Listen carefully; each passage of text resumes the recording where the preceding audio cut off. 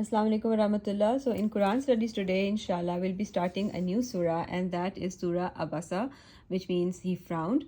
So today I'm going to be doing the introduction of the surah along with the first four ayahs. So let's get started. A'udhu billahi minash shaitanir rajim. Bismillahir rahmanir rahim. Rabbi zidni ilma. Surah Abasa, basically the name of the surah gets its name from the first word of the first ayah, which is Abasa wa tawalla. Time of revelation is that the scholars say that this surah was revealed in Meccan period, and one time Prophet ﷺ was having a talk with the leaders of Quraysh, calling them towards Islam, and this was the time that they were actually showing some interest in what the Prophet was saying. Then came Hazrat Abdullah bin Maktoum. He was basically the relative of the Prophet from the side of Hazrat Khadija, and he was a blind companion. He interrupted the Prophet and asked him to tell him something from what has been revealed to him. He continued interrupting the Prophet. So even though he was blind, still he could hear and he could actually hear that the Prophet was having a conversation with the leaders, but yet he kept on interrupting him. And then the Prophet ﷺ did not say anything to him, but he kind of like frowned, and he actually like turned away from him and continuing his talk with the leaders that he was having the talk with them. At that time the surah was revealed, and let's start the surah with the first ayah, which says Abasa wa tawalla, and it means he frowned and turned away. Abasa means he frowned, wa tawalla, and turned away. When the blind companion continued interrupting the Prophet ﷺ, a frown appeared on his face, and that is what has been mentioned in this ayah. So Abasa wa tawalla an ja'ahul a'ma. I don't know why it's not, yeah, now it's focusing. Okay. An ja'ahul a'ma. And this means that a blind man came to him. Ja'ahu means came to him. Al-a'ma, that means the blind man.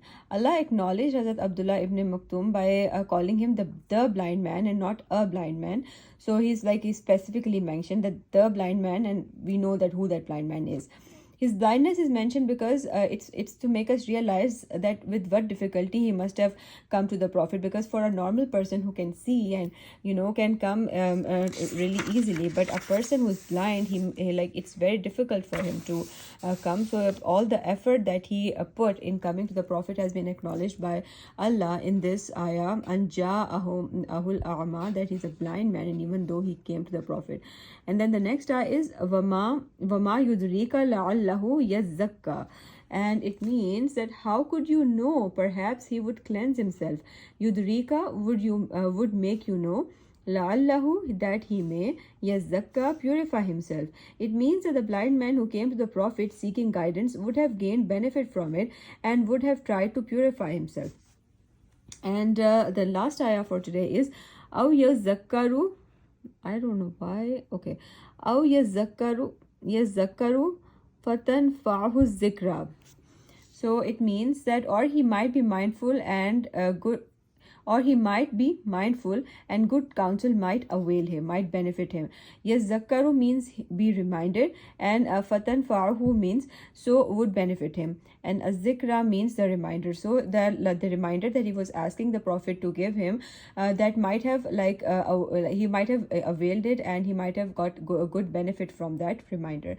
So these were the ayahs for today. The first four ayahs, Abasa wa tawalla, that he frowned and he turned his attention away, and Ahul ama, that a blind man came to him. Vama yudrika la'allahu yazzakka, like what do you know that perhaps that he may be purified by the counsel that he would have received.